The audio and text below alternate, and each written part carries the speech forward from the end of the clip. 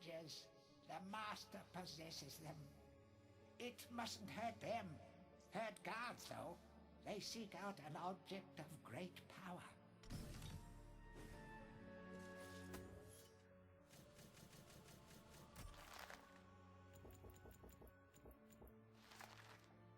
Winner of the Jolliest Witch in Gallowmere Award for the 4th consecutive year.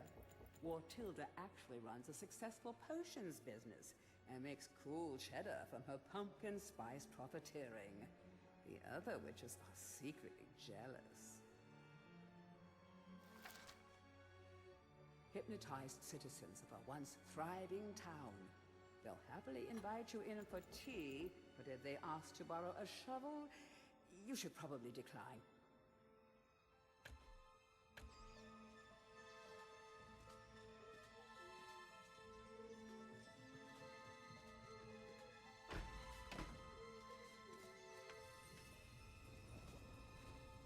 Blacksmith's Monthly. Old man Willie Green of Gallowstown was awarded Smithy of the Season by our readers. His outstanding casts have produced many intricate and hard-wearing iron goods and sculptures. Willie only uses the finest of metals in his work, and is particularly noted for his magnificent busts. Old man Willie was quoted as saying, "Aye, when I get pumping on me bellows, there's no stopping me. It's all in the rhythm, up and down, up and down. I've always been inspired by the stories of Stanya Ironhewer, the greatest smithy there ever was."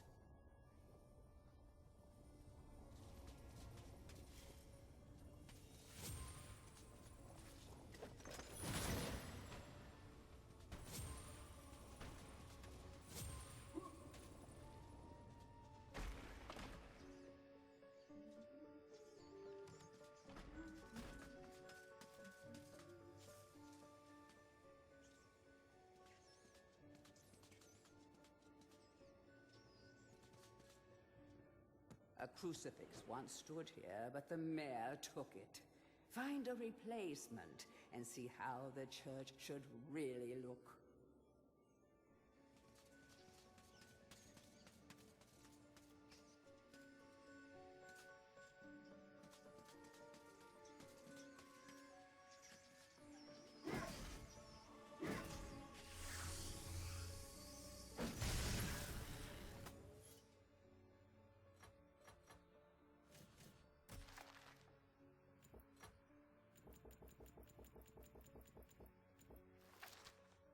These rats seem harmless, but they have tiny fingers, and they're probably plotting something terrible. Each rat you squish is an act of treason against the mighty Rat King, Derek.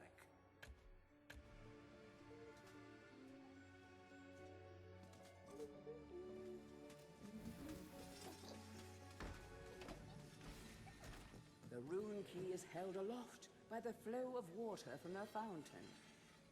You may have to wait for the next drought.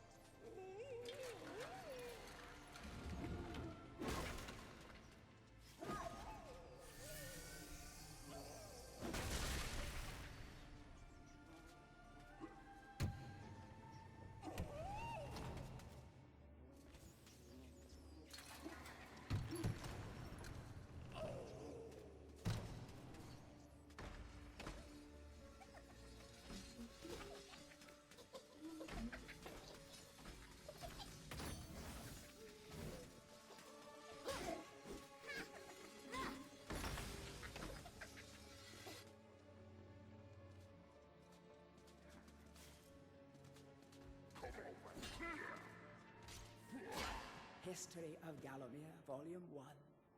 During the dark time that was Gallowmere's not too distant past, it was King Peregrine who thwarted Zerok the Necromancer and his plan to enslave the land.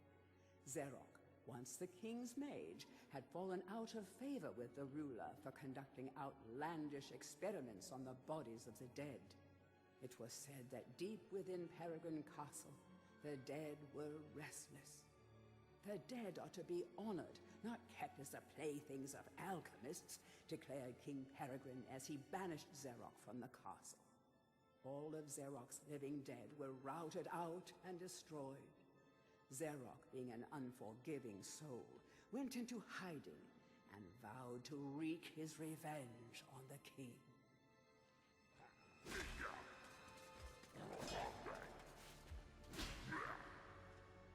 History of Gallowmere, Volume 2.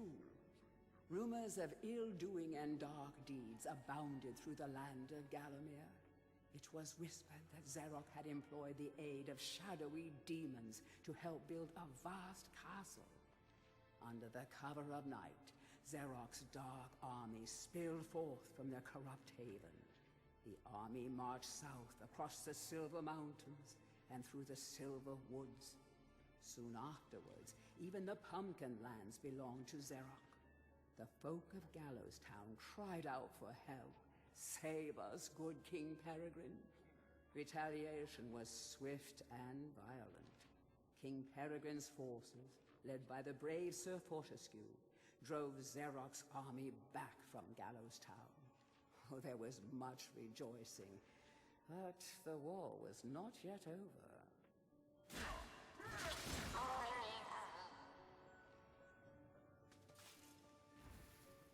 History of Gallowmere, Volume 3.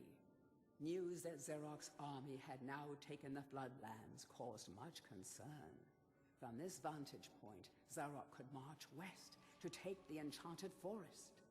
This sacred place would prove a bitter defeat if it fell into the hands of the evil sorcerer. It was Sir Dan Fortescue who once again led the king's militia to rid the demon host from the land. Yet the evil wizard was cunning and had prepared an ambush. Titanic battle ensued, of which history has never seen the like. It is said that the day would have gone to Zerok, but for the skill and valor of one man.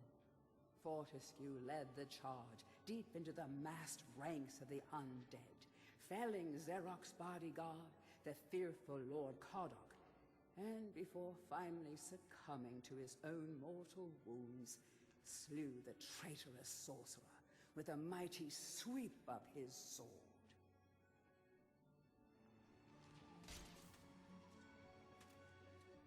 History of Gallowmere, Volume 4.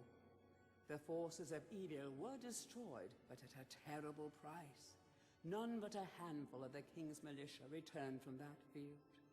Gallowmere lost a whole generation of young men that day, including Canny Tim, the legendary crossbowman, and Fortescue's second-in-command, who fell in the first volley of arrows. Zerok's body was never found, though if it lies unmourned in an unmarked grave, then no one in Gallowmere would shed a tear. The shadow demons that had fallen under Zerok's banner were unnatural creatures that did not belong in the world of mortal men. The king declared that they be banished, entombed under the pure earth of the enchanted earth. Imprisoned within an impregnable box of the king's design, the demons were buried deep underground. Their tomb was sealed with a magical device that has since come to be known as the Shadow Artifact. Tourist's Guide to Gallowmere, Part 1. The land of Gallowmere is a wondrous land of breathtaking sights and adventure. If it's beauty you are looking for, be sure to check out the sights of the Enchanted Forest. Scale the heights and see the nests of giant dragon birds. Seek out weird and wonderful plant life. Go ooh and ah at the sight of baby dragon toads splashing about in the crystal clear ponds. Why not take a walk through the Pumpkin Valley? Pumpkin is Gallowmere's favorite dish, and about now the valley is just bulging under the weight of young podlings awaiting harvest. Heroes from History, a retrospective. Chapter 1. In addition to being the strongest man who ever lived, Stanier Ironhewer was unsurpassed in his skill as a blacksmith. He was equally happy pounding on his anvil at home as he was pounding on someone's head in battle. It was said that his only fear was the end of the village smithy as the focus of manufacture in favor of more centralized units. As if.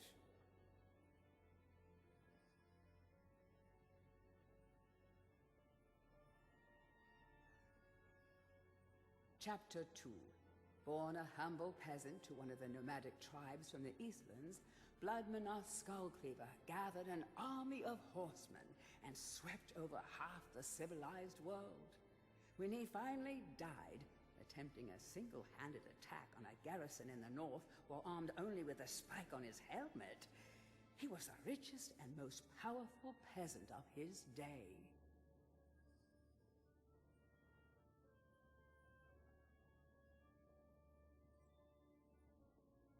Chapter 3. Carl Sterngard spent most of his formative years under siege at his family castle.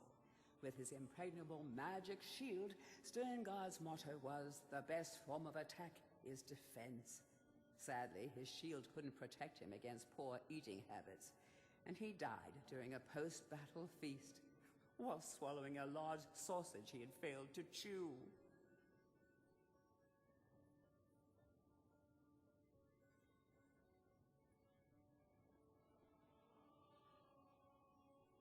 Chapter 4. Truly the hero's hero. Woden the Mighty was fearless, single-minded, and uncompromising. Unbeaten in combat, he inspired raw fear in friends and enemies alike, not to mention in close family members and pets. Chapter 5. Trained from birth in all forms of combat, Imanzi Shongama was the warrior queen of a tribe of Amazons. The bold and the beautiful Shongama banished all males from her territory, except the handful she kept on to mow the lawns of her people. Chapter 6. A full-time mother and homemaker, Megwin Stormbinder had to defend her settlement from barbarian raiders while the menfolk were away on a hunting trip. She fought off repeated attacks, armed only with a pitchfork and a rolling pin, and with one arm holding her baby. Legend has it that the gods, impressed by her indomitable courage, intervened and added thunderbolts to her arsenal. She won the battle with a couple of bolts to spare on her husband when he finally returned.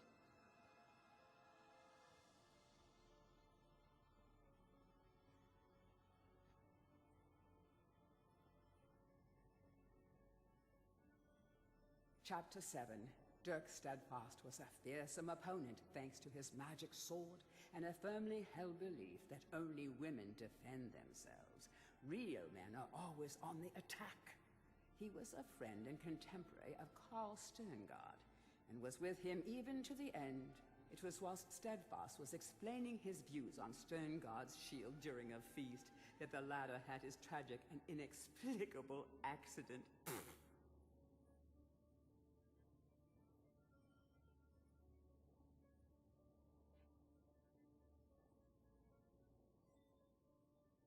Chapter 8. Descended from the finest centaur bloodstock, Ravenhooves the Archer was the last prince of his people. A proud and haughty aristocrat, he was an accomplished hunter, sportsman, duelist, playboy, raconteur, and 3 times Derby winner.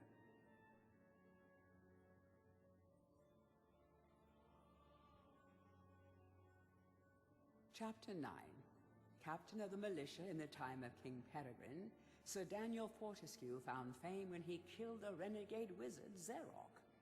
A career soldier raised in the royal household, He was adored by the men under his command, and renowned for his loyalty to Gallowmere. It was said that Fortescue was always destined for greatness. With his square jaw, steely gaze, and thick shock of hair as black as raven's wings, oh, he looked every inch the hero.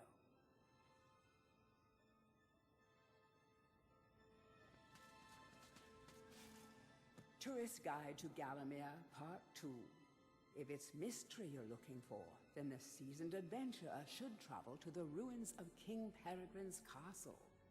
Yes, this is the fortress from which the fabled King Peregrine once hailed. It is said that the king's crown was lost in the dungeons below the castle, and that the ghost of the regent himself now haunts these cold stone passageways. Spooky. Why not take the swamps and seek out the mythical town of Mellowmead? This place was once said to be a place of fantastical arcane alchemy, but an age has passed since it was consumed by the murky swamps. Perhaps great treasure awaits any adventurer that can locate its watery resting place.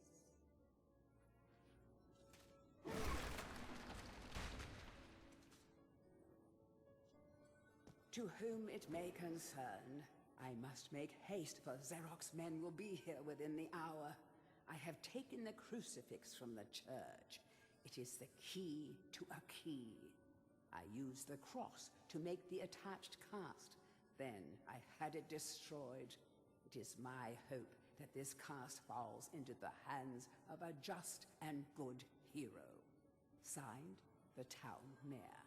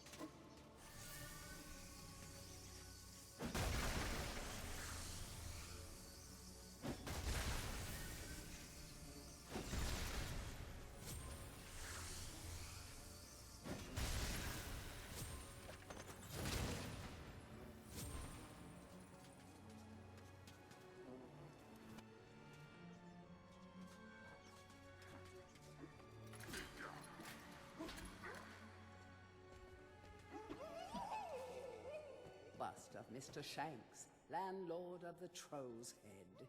To clean the statue, lower the pedestal.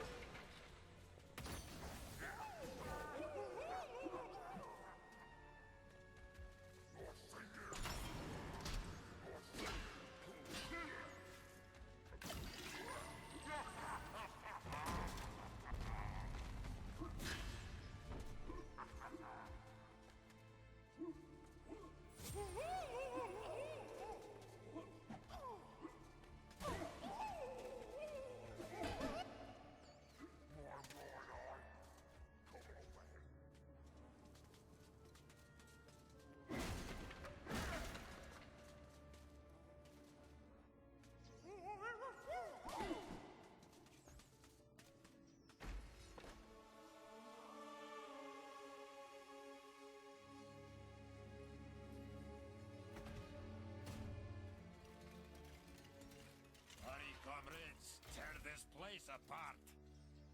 If we don't find the shadow artifact, Lord Zarak will have us mucking out the demons for the next millennium.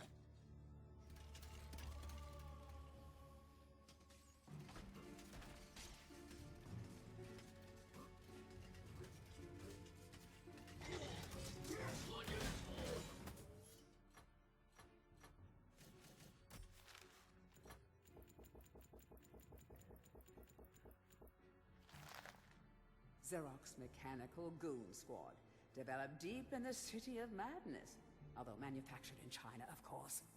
That coal in their stomach fuels them, whilst also cooking up a mean brisket.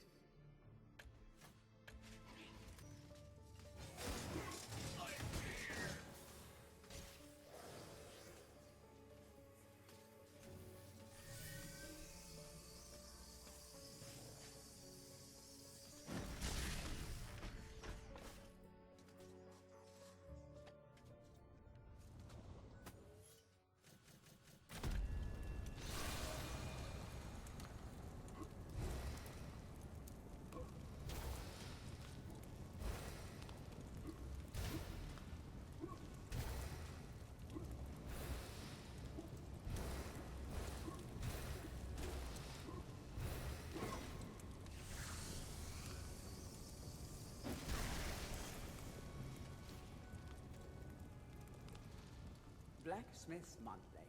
Old man Willie Green of Gallowstown was awarded...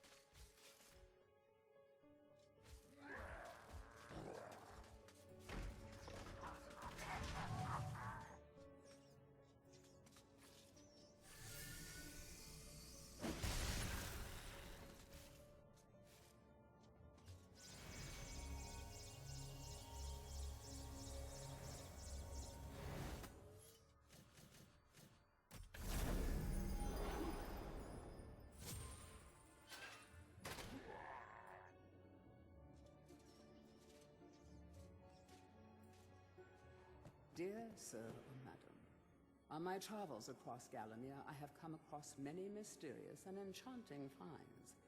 However, that which filled me with deepest dread was discovery of the tomb of the Shadow Demons. The key to their dank prison, the mysterious Shadow artifact, is now in my possession. Yours fearfully, the town mayor.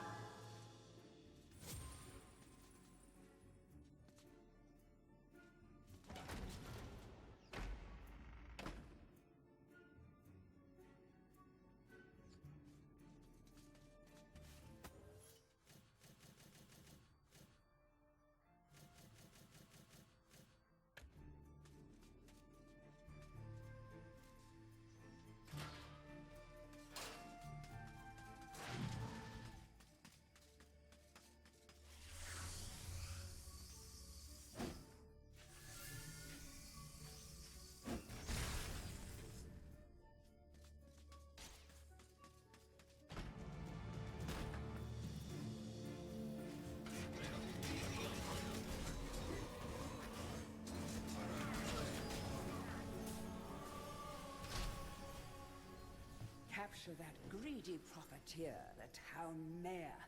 Take him to the asylum dungeons. Give the fat boy a good going over. Locate the Shadow artifact. Bring me back something nice.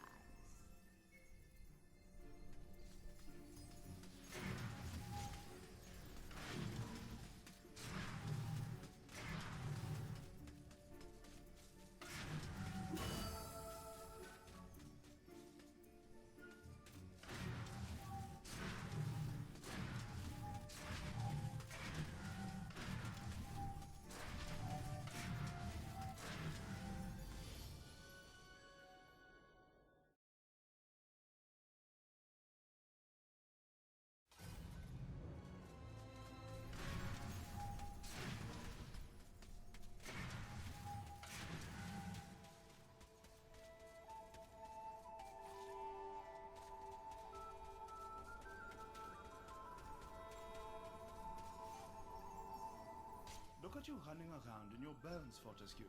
You're so nouveau dead. I, Ravenhooves, last prince of the Centaurs, have not galloped the earth in over 10,000 years. Do yourself a favor, Fortescue. Take my longbow. More powerful than a crossbow. The option of flaming arrows, it is truly the weapon of noblemen. Congratulations! You don't quite have my breeding, Mr. Johnny-come-lately, but there's hope for you yet.